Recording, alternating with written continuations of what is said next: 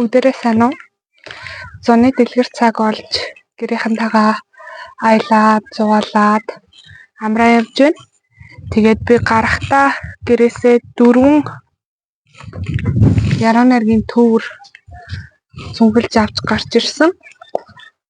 Энэ 4 төврөөсөө 1-2 хон шүлэг уншиж байгалийн сайханд яруу найргийн гоо сайхныг хамтдаа мэдрээ гэж бодлоо. За ингээд эхний төвөр бол энэ ингээ бүр хавцсан жахгүй болоод скотчдсан ийм яруу найргийн төврийн ном байна. Энэ бол Бэгзийн Явуулангийн Мөнгө хазаарын чимээ гэдэг яруу найргийн төвөр байгаа. Намайг бага багт л манай гэрт байдаг байсан. За мэдээж Бэгзийн Явууланг бол та бүхэн надаар хэлүүлдэггүй мэднэ. Жоо салхилаад царгаад харин нүүр газар ирээ сууж байна. Тэгэхээр Бэгзийн Явуулангийн шүлгүүдийг би бол багасаа унших дуртай байсан.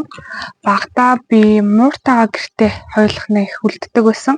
Тэгээ манайх жижигхэн ширээтэй тэр ширээн дээр гараад яг тооноор тусч байгаа нарны гэрэлд шүлгийн төврүүдийг ингээд дэлгээд их чанга дуугаар уншдаг байсан. Тэгээд энэ шүлгийн төврээс өөр бас нэг төврээсээ тэр шүлгийн төвөр дээр байсан сохор засны дуйл гэж шүлэг надад их таалагддаг байсан. Тэгээд яг нүдэнд нэг хөл нүцгэн хүн тэрэг төрчихсөн хүн суулгаад гүйж байгаа. Тэгээ харанхууд нэг хүн зоос шидэж өгж байгаа нь яг нүдэнд харагдаад айгүй хөрөвдөлтэй санагдаад тэгээд шүлгийг нь уншиж явахдаа өөр мэдлгүй уйлдаг байсан. За тэгээд энэчнээс та бүхэнд Хар ус нуурын шагшуурга гэдэг шүлгийг уншиж өгье. Хар ус нуурын шагшуурга намрын салхинд эсгэрнэ. Харахад нэг л уйтгартай намс бүхэлдсэн. Нүдэн торох бараагүй нуурын ус цэнхэртэн. Нүцгэн уулс чимээгүй өнгөн дээр нь сүвдэртэн. Хээлэн үлээх салхи нимгэн мандлыг нь бидэрлэн. Зүүлэн эсгэрэх шагшуурга хөнгөн уйтгар төрүүлнэ. Намрын сөрүүн унахлаар нуурууд ийм байдаг юм уу? Хотон шуудаа явчихлаар хатан хар ус уйдаа юу? Хар ус нуурын шагшуурга намрын салхинд эсгэрнэ. Харахад нэг л уйтгартай намс бүхэлдсэн. 1959 онд бичиж байсан шүлэг байна. Тэгээд нэг хөнгөн уйтгар гуниг мэдрэгддэг энэ шүлгээс. Тэгээд байгалыг хүний сэтгэлтэй холбож өгсөн яг тийм хайку шиг санагдаж байгаа. За дараагийн нэг шүлэг. За яг Мөнгө хазаарын чимээ гэдэг шүлгийг уншия. Зорин ирэх амаргаа үлээхэд морин төвргөөн зүрхнээ хоногшиж шөнийн чимээгүй гадаа налайн өнийн углуургаар саран гэрэлтэн өнчин дэрэн дээр нойр хулдсан ухаангүй дурлалын өрхөнд байхад Мөнгө хазаарын бүдэг чимээ онгон зүрхийн цочоон байсгана. 1959 он манай аавыг баг төрж байх үеийн шүлэг байна. Энэчнээс бол яг Монгол одоо дээр үе юм да. Дээр үеийн тэр хайр дурлалын одоо сэдв харагдаж байгаа. Одоо бол ингээл хайртай дуртай бол одоо чатчдаг юм уу, мессежчдэг, утсаар ярьдаг, видео кол хийдэг ч юм уу. Тэгээ штэ тэр үед болохоор тийм ч юм байхгүй. Тэгээд одоо хизээ уулзээ тгий ингээгээд тавлж ярихад ч бас хэцүү. Тэгээ ингээд шүн хайртай хүнийгээ ирэх болов яах бол гэж догтлоод хүлээжэтэл Мөнгөн хазаарын чимээ сонсогдож баярлж байгаа энэ хайрын шүлэг байна. Дараагийн шүлгийн төвөр эдгэрэл гээд Батсүрийн Баясгалан За бас л та бүхэн мэдэх бах тагтаа хэвлэлийн газрын үүсгэн байгуулагч, орчуулагч, зохиолч, яруу найрагч ийм эмэгтэй шүлгийн төвөр байна. За энэ шүлгийн төврээс бас нэг 2 шүлэг уншия. Энэхүү шүлгийн төврийн бас нэг онцлог зүйл нь гэвэл арт талдаа англи болоод испани хэлээр шүлгүүдээ орчуулж хавсаргаж өгснөөрөө онцлогтой. За энэчнээс миний дуртай шүлэг бас нэлээд олон хүмүүсийн шүлгэнд дуртай юм шиг үлээ анзаарч харахад. За энэ шүлгээ уншаа. Жаргаж явахдаа хаяахан гаргаж харж баймаар сайхан гүн шарахтай боллоо. Баярлалаа. Ийм шарахны ард бас жаргаж чадна гэж боддог. Эрмэг хүн эрмгээсээ жаахал өндөрлөө. Зүгээрээ гунигтай та хувааж татсан тамхины шигээ годомжинд хөвлөрөө л үлдэх дурсамжууд бид бүтээжээ. Агаарт нь хүртэл чиний өнөр шингэсэн минь хотыг ардаа үлдээж төвдлгүй үдийг хүрлээ. Явнаа. Санаж гэгэлцгээрээ гаргаж харж баймаар сайхан дурсамж бидэнд ховор шүү дээ. Гайхмаараа. Уулзахсан, харгасан гэж зориод ирээ гэхнээ. Улаанбаатарын годомжууд айнаал хоосон шүү дээ. Ашунаа.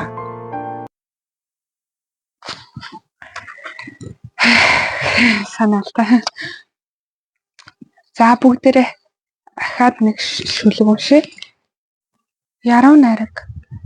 Энэ бол урсчил явсан гол хорих гинтхэн буруулж улаан гол руу минь цутхан орж ирэхийн улаан цусыг минь төрж судас бүрээр минь дулаан элчийг минь хөөж салаалж ирэхийн тунгалаг шил шиг болох яг тэр мөчөд минь тунчиг нууцыг минь бүхэнд гэрэлтүүлж харуулахын нэр яруу найраг. Энэ бол сувд үзүүлнэгээ далайн гүн рүү шумбуулж дөнгөсөн элбэчний гараас атгаж амтсандаа живсээр буйч ад жаргалаар халиган байхын гүнээс туулахын уран дуулах минь дээш түгээд усны мандал дээр долгиолон байхын нэр яруу найраг. Энэ бол цагийг захирагчийн хүйтэн мутраас цай ухаад үүр дундахын бутарч үрээд бүтэн үлдэхийн бусдаас өөр хүнгээр өгөхийн нэр.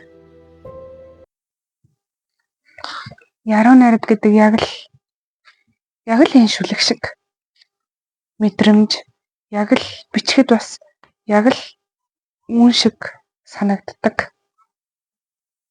Тэгээ хамгийн сүүлийн мөр нь бас их гоёоц бутарч үрээд бүтэн үлдэхийн бусдаас өөр гунгаар өгөхийн нэр. Яруу найраг гэдэг тийм нэг гүн гүнзгий мэдрэмж тэгээд яач юм нэг сэтгэлийг бүр ингээд донтуулж байгаа юм шигээр сэтгэлийг татах юм хүчтэй зүйл шиг надад санагддаг.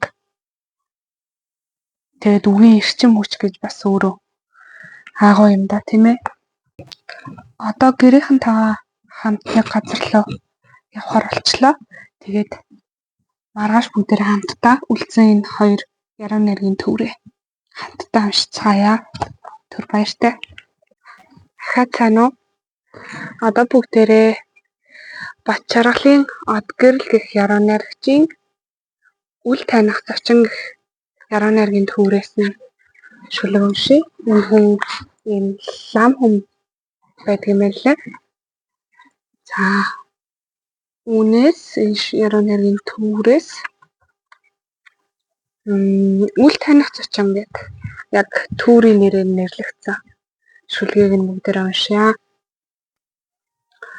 Өнөөдөр нэгэн үл таних зочин манайд ирлээ. Үр зүрх минь түүнийг харавт нэг л хачин догдлоо. Гэрээм нь усгаар дуу шуутай дайран орж ирээд гинэт алжаасан мэт бүх нойрон давтан унтлаа. Хөл гарынхан нарс хөгшин хүнийг шиг үрчгэр болоод эмзэг турхан юм. Хөөхий тэр хэлгүй бас ганцч шүдгүй юм. Хязгааргүй сансрын салхинд аян шиж нэлхарсан улаан царайт юм. Хайр дурлал гэл болцсон догтлын бидагч бяцхан тэнгэр мэт юм. Ирсэн газар нь тодорхойгүй тэр аянчныг эхнэр минь хөл алдан бөөцөлөх юм. Энхрийлэх юм. Эрхэм алдрыг нь мэдэхгүй түүнийг би баахан харцууснаа. эртний дотн танил шигээ тэврээд зөөлөвслээ. ертөнцийн хамгийн ядуу, хамгийн яруу, хамгийн хэврэг, хамгийн арчаагүй чармай нутган зочноо ердийн хуучин даавуугаар ороод орчлонгийн ичгүүрээс аварлаа. Тусыг үл санах, талархлыг үл мэдэх тийм гинэн юм тэр, тийм гэгээ юм тэр.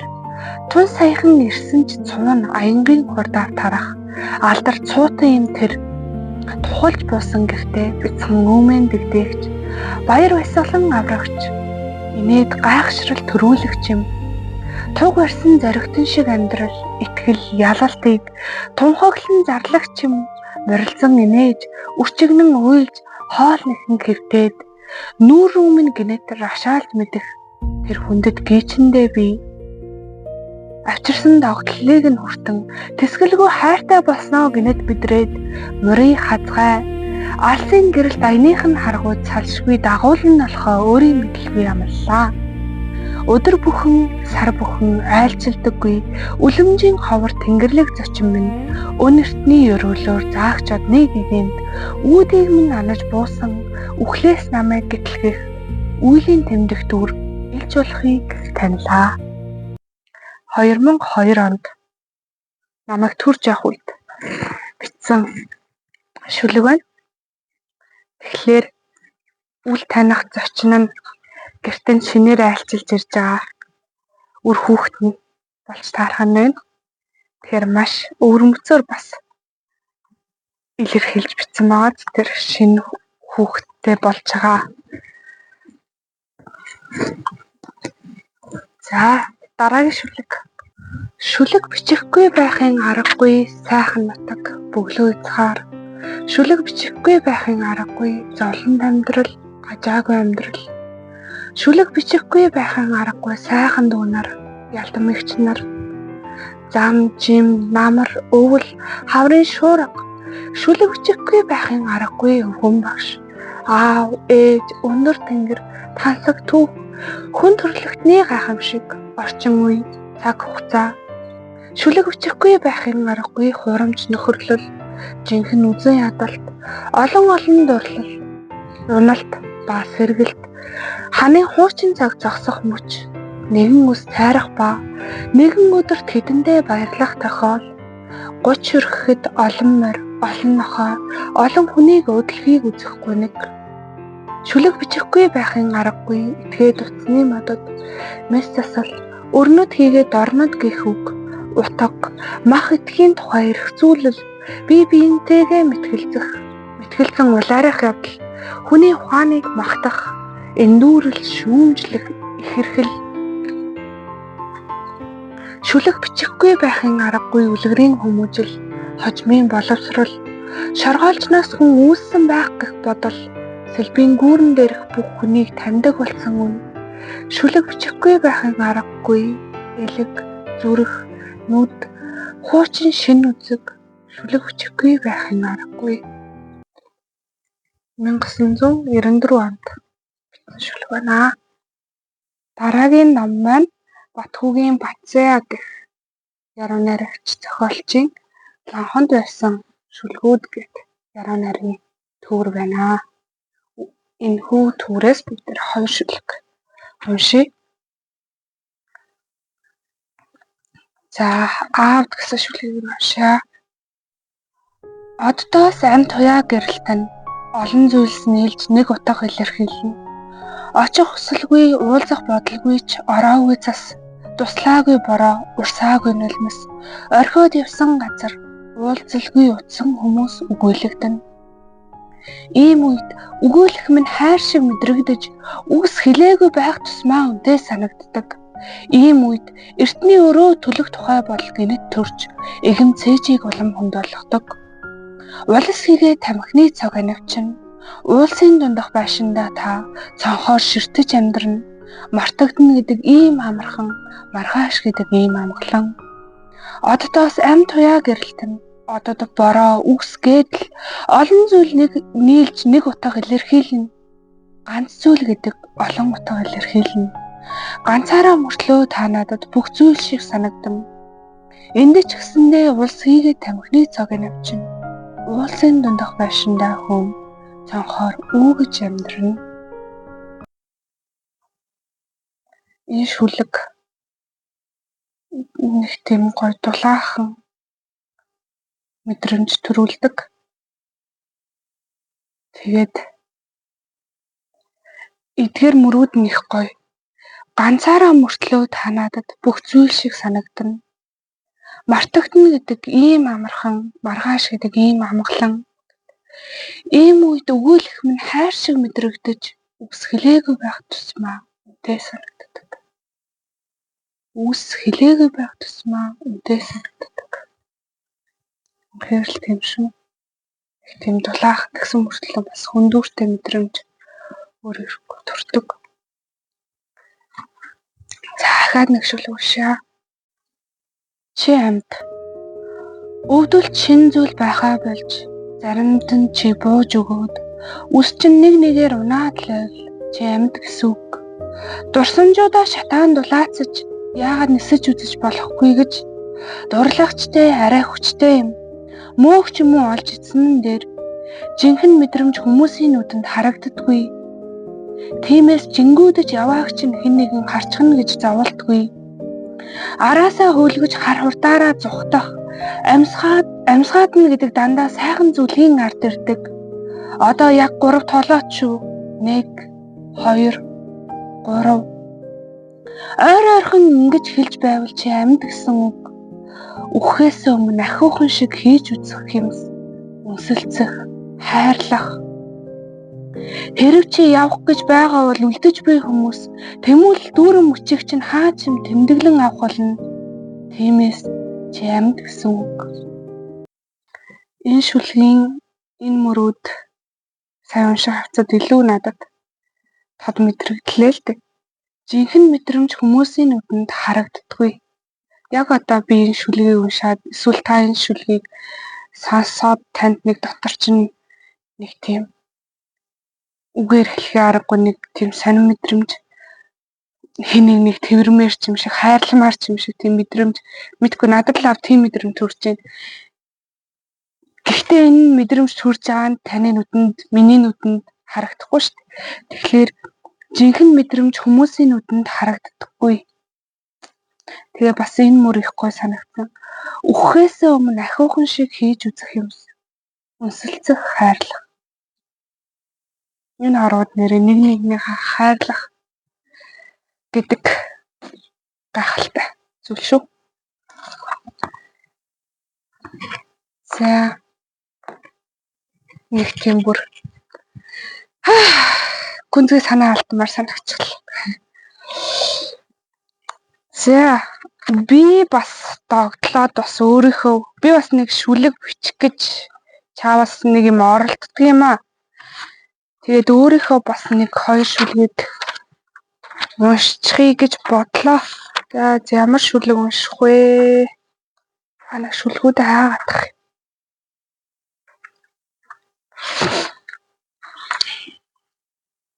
Уншчихаар юм байна уу?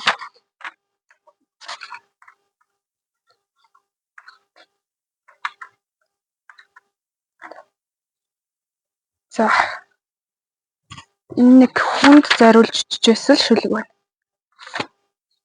За энэ унш. Таныг авсны дараа үргэлж гонигтай байдаг.